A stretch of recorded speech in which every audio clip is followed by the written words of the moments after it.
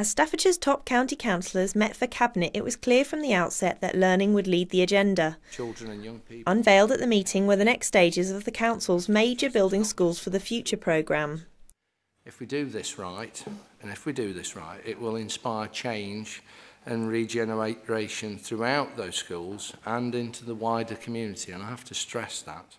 BSF is our transformational package for education in Staffordshire, starting with Tamworth and Rugeley, and hopefully over the years we'll be moving that through the county to transform schools as spaces, learning environments, and as great new opportunities for young people to thrive and develop.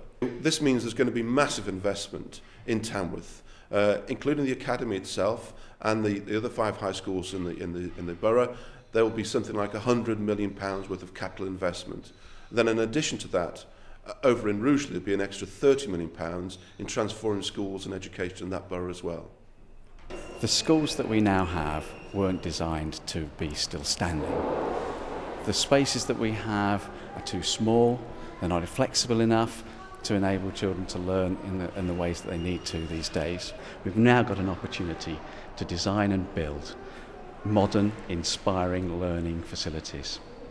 Well, hopefully I think that the whole purpose and therefore the meaning of BSF is it will give us an opportunity to build on the raised standards that have been seen in all the Tamworth schools and in all key stages over the last 4 or 5 years, and it can be the catalyst for a step change in terms of outcomes for young people across the town.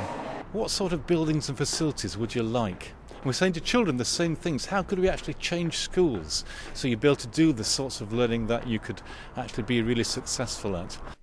But learning is for life, and this was reflected as the council laid down their plans to commit to the government's National Learning Pledge. Informal learning is not school. Of course, qualifications aren't everything, which is why we went down to the Walton Village Hall to see how the scheme can work.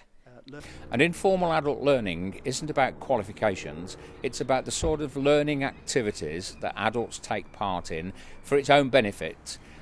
So it's not about getting any qualifications, it's about them enjoying what they're involved in, it's about them taking part in activities which will benefit them as individuals and benefit their communities, and will get them involved in that social context as well, of meeting new people, learning new things in very different ways.